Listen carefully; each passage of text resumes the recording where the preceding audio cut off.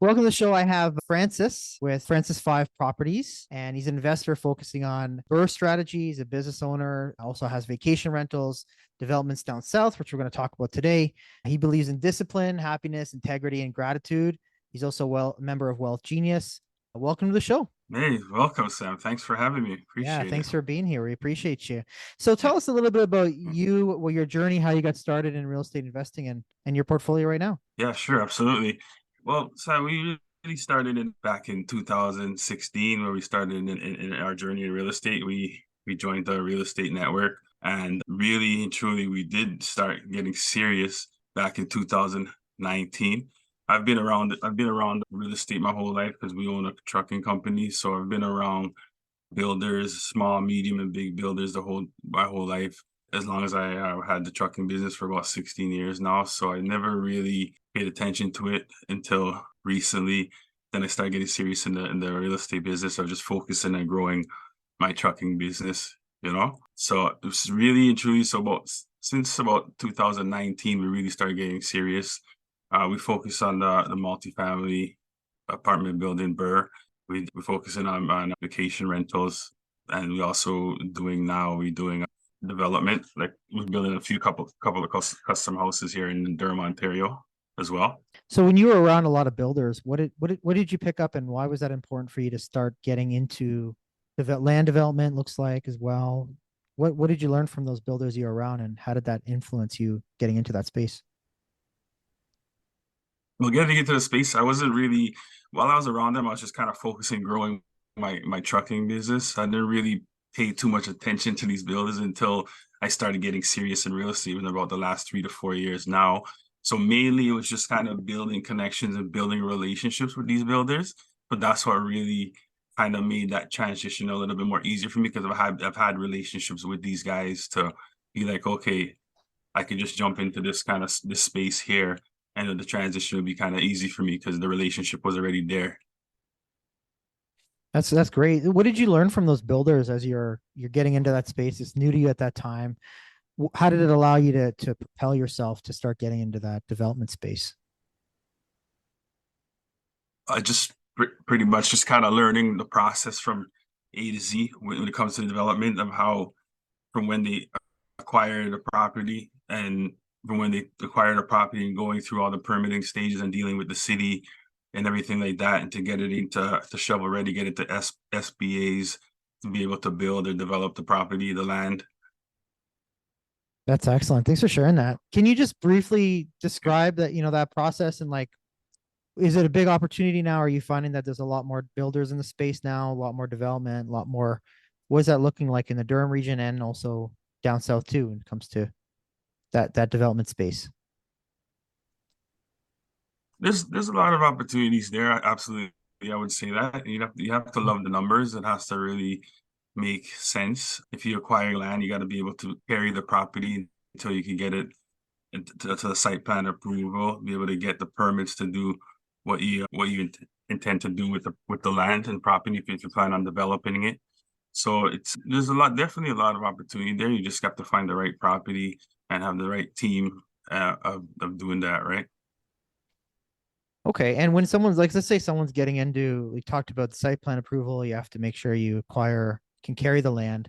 What are some things that someone should consider if they're looking to get into, land development or developing in general to be able to get the site plan and building as well, custom homes and other things too? Just, I would say you have to have knowledge of what you're doing, know exactly what you're doing, know that the process could take you 24 to 36 months, Okay.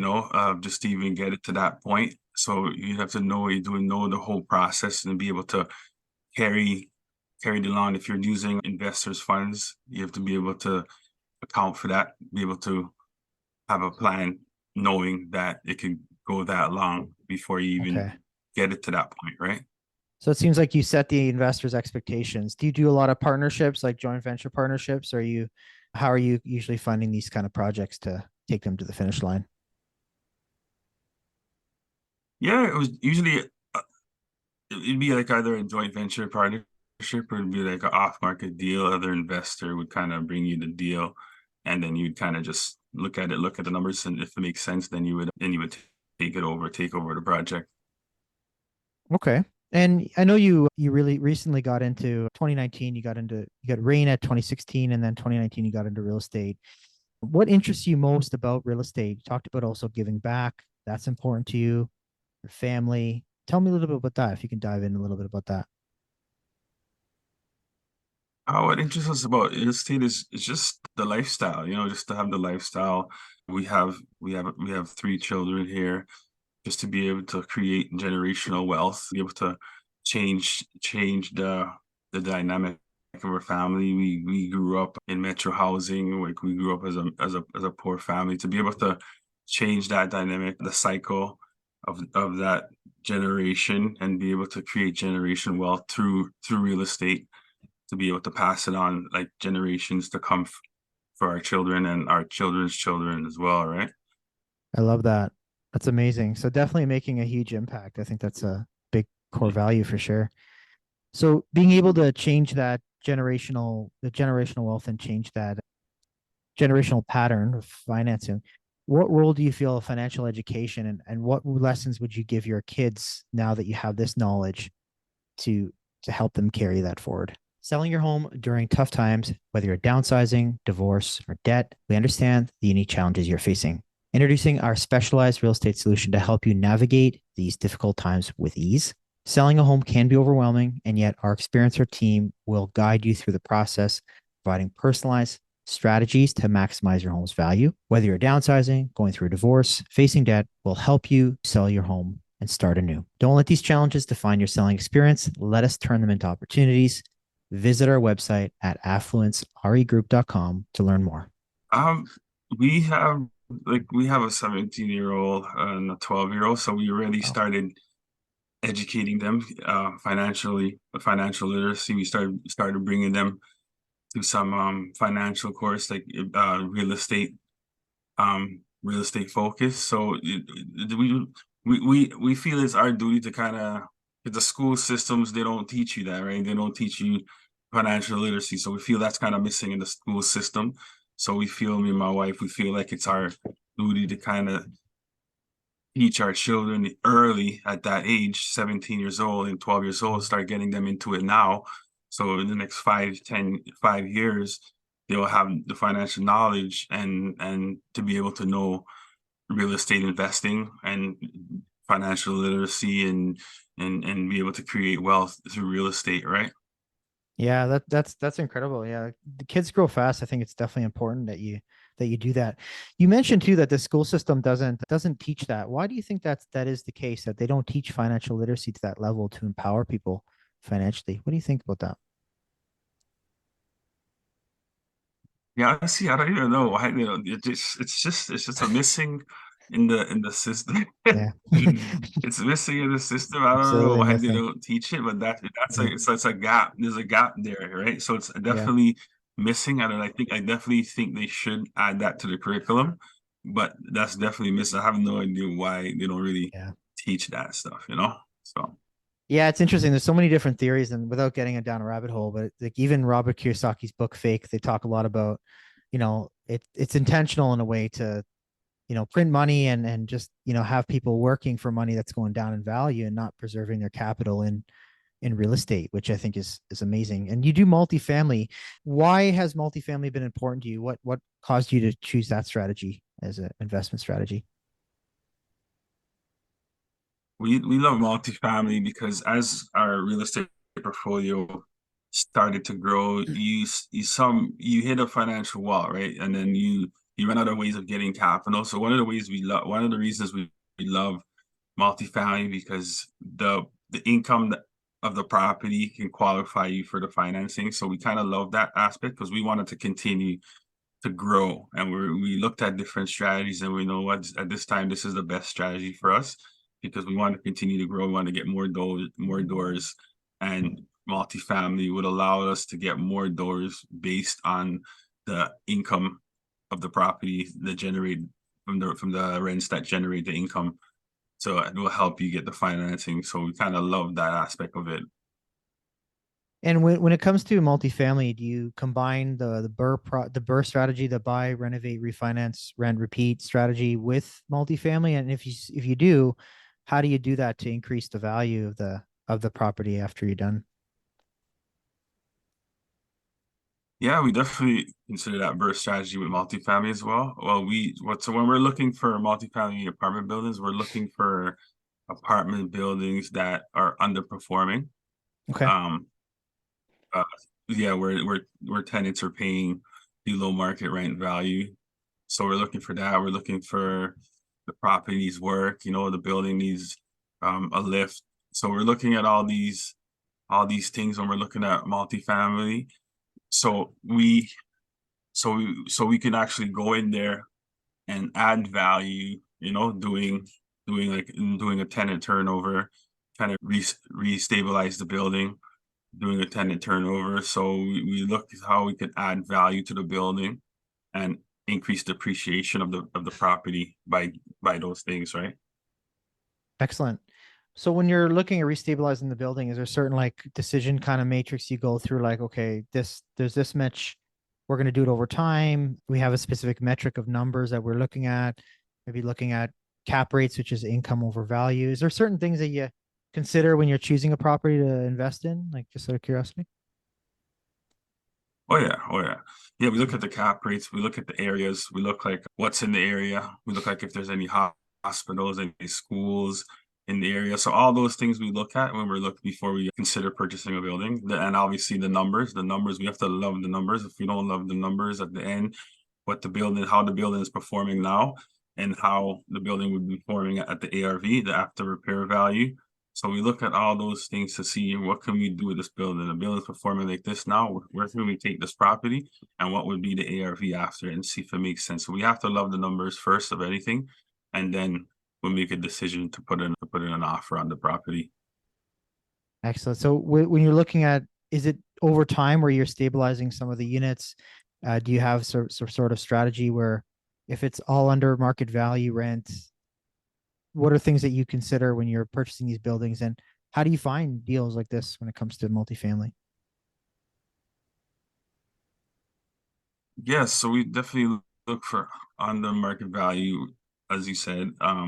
Deals like this mostly we like a couple of deals we have is off market deals. So we pretty much build relationships with our realtors in their preferred area that we're looking at. So we build relationships with our realtors that when they have a off market deal, they wouldn't even hit the market.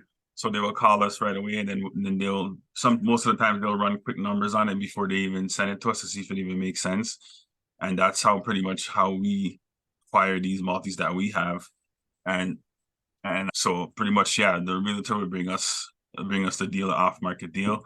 They'll look at numbers first, then and we will look at it, and then we'll decide. Then we'll look at all these other things that we mentioned to see if it makes sense. And if we love the numbers, then we'll go ahead and put in an offer on there. Okay. Now I know you're doing custom homes right now. Well, let's actually just quickly rewind to the multifamily. Why is Yeah. multifamily important in helping you build a legacy? And like, what does a legacy mean to you when it comes to, building your wealth and your legacy for your family? And how does multifamily fit into that? Because we're buy and hold investors. We like to buy and hold. Okay. Yeah. So we like to buy and hold. So after we do a reposition of the property of the building. After we reposition it, we'll go to refinance, and then we like to we'll pull out the capital. We'll pay back whatever investors, if investors came in on the deal with us as a LPGP. We'll pay back the investors, and then we'll have the asset, we'll have the property there still. So we like to buy and hold. So these properties, once we do that, reposition, stabilize it, so then now we have the asset. So what we like to have the asset forever. So this is when I'm gone, like my children's, it just transferred over to my children, and that's how we believe we create generational wealth, right? That's incredible.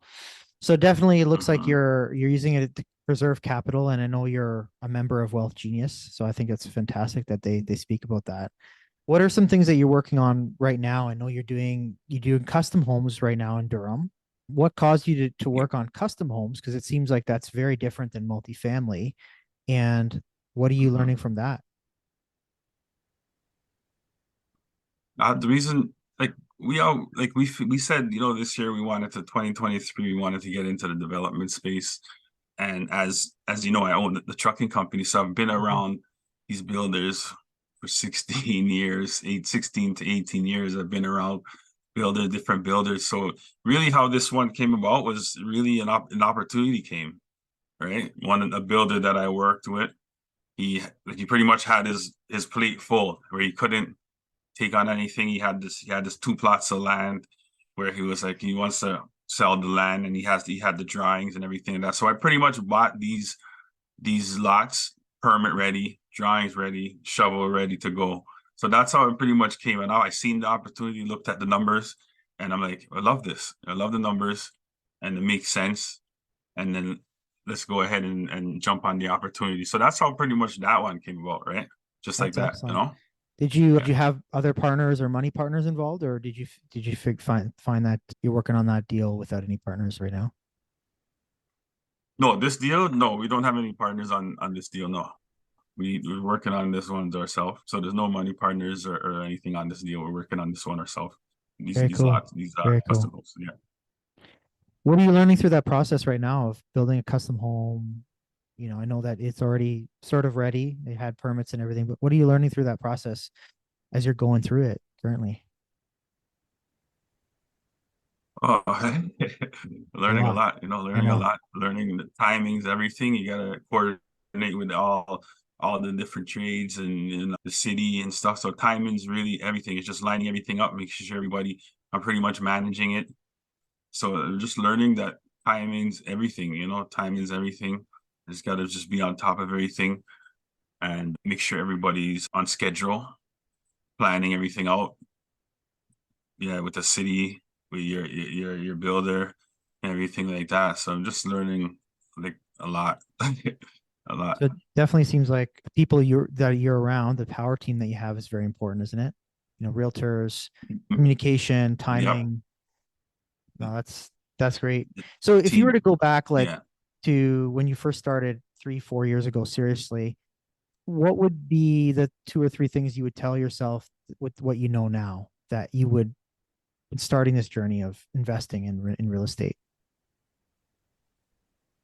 If I would go back 2 3 years ago, I would have told myself get into it sooner.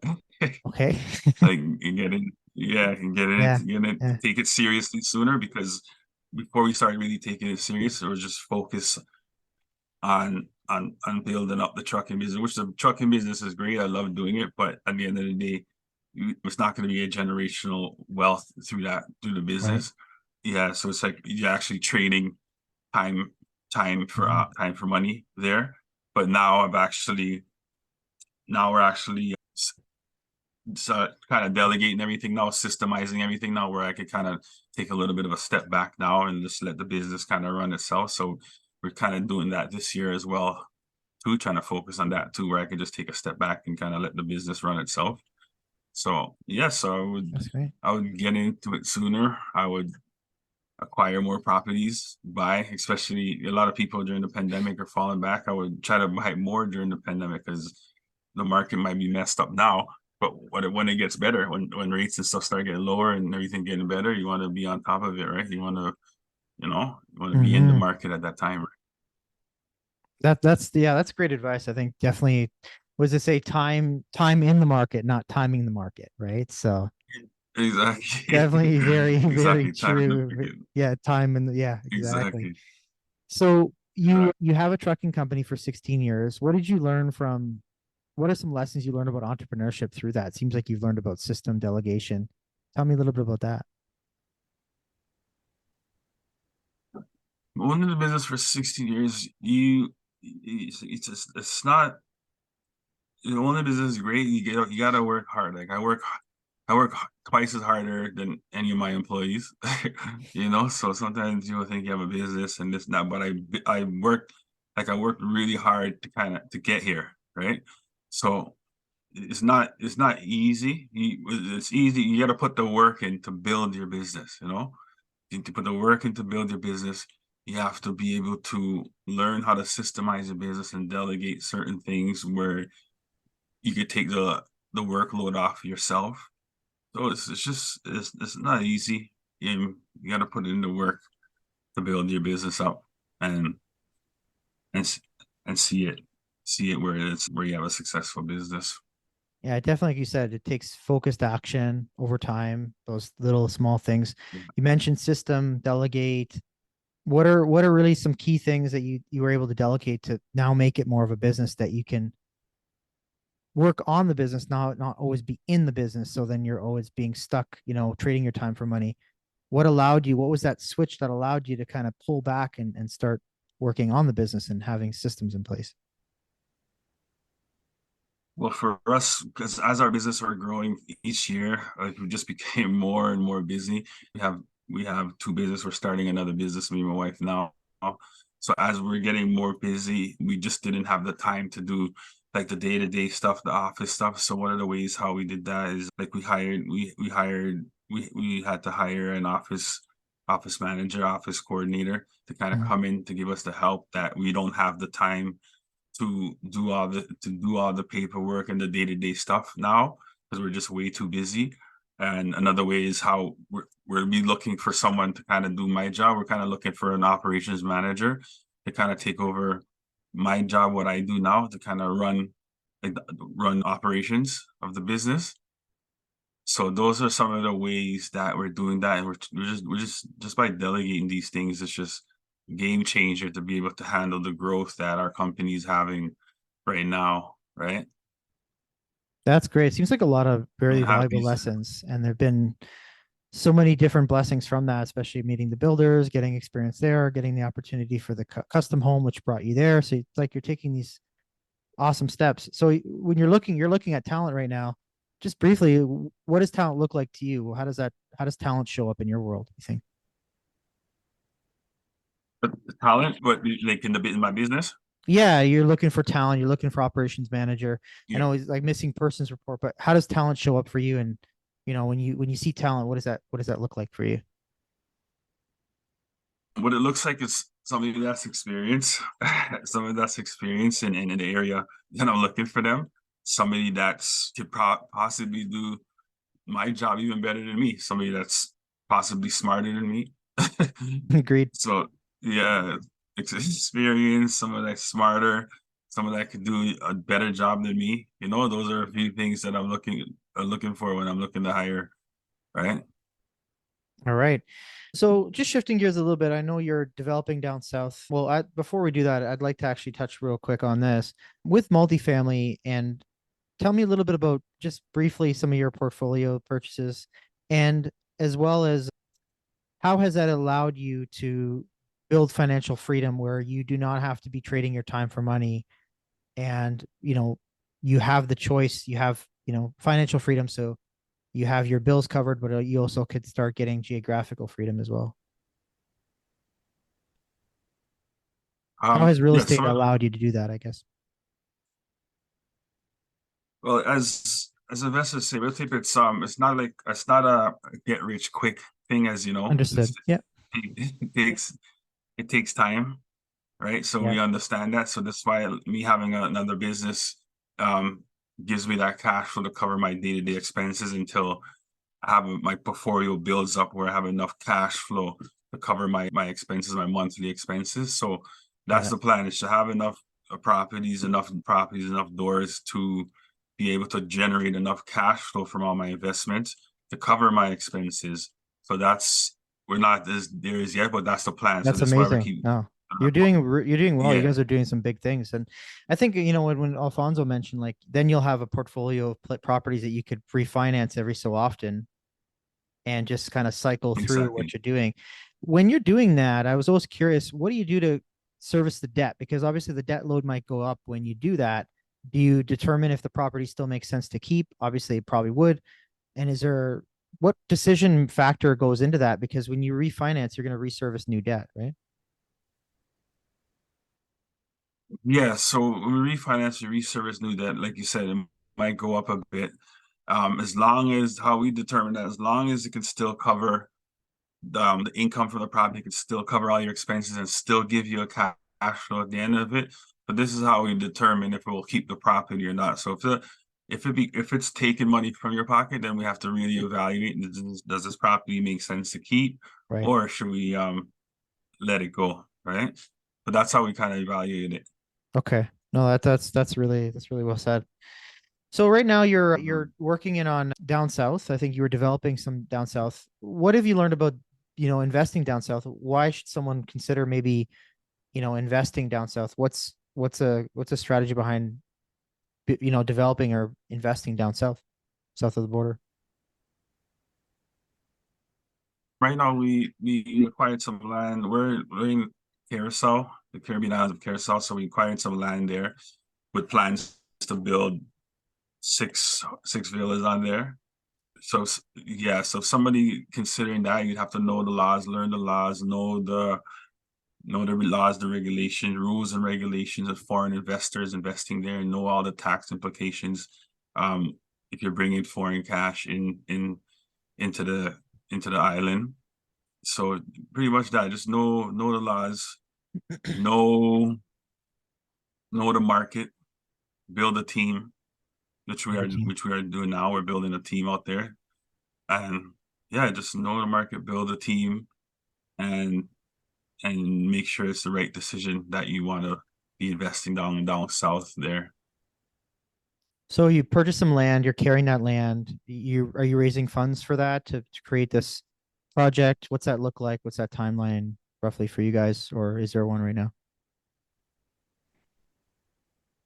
Yeah, we're gonna be raising funds for it soon. We have the drawings and everything to build. We're just trying to find the right builder to build out these properties that we have drawings and stuff for.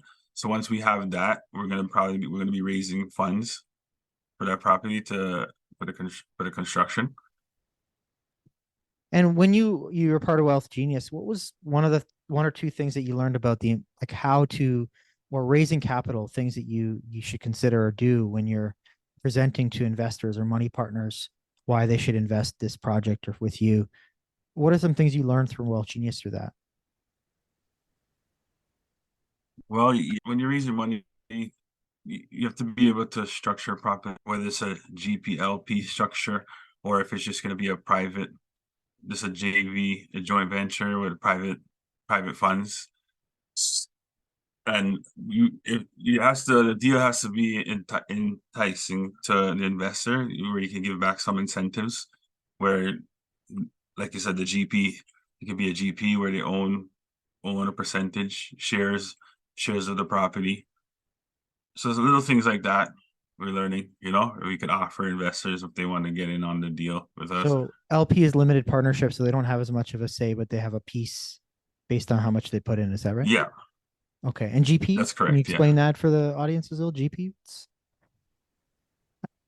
Yeah, GP where they general. get a percentage, where they can get a percentage of the property, whether it's 5%, 10%, depending on how we structure it. They could come in as a GP, general partnership, where they own percentage of the property and get percentages on the payout. Okay, so you're anticipating this then once you get that moving forward, you're going to figure out raising funds and then that'll be a longer project that's down the line. Is that right? Yeah, sorry, I didn't hear that. Can you repeat That'll that be a question? project that's a little bit down the line then. You're just figuring out drawings, then raising funds, and then figuring out Yeah, what that looks like. yeah, That sounds yeah. okay. That Awesome. project's more of a long, more the next 2 years or so. 2 to 3 years, we're looking to have that complete estimated timeline of it. That's awesome. Well, we'll wrap it up here. We'll have your socials in the notes so people can reach out to you. Where can people find you and what are you working on these days? Now, people could find us on, we're on Instagram at Francis Five Properties, Facebook, LG Francis, LinkedIn, Francis Five Properties as well. Yeah, and we're working on right now. We're doing those two custom homes in Durham, Ontario here.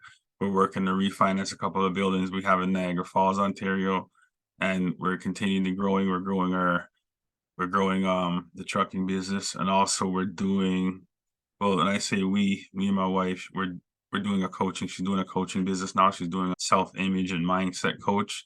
So Okay. we launched that. So that's coming along great.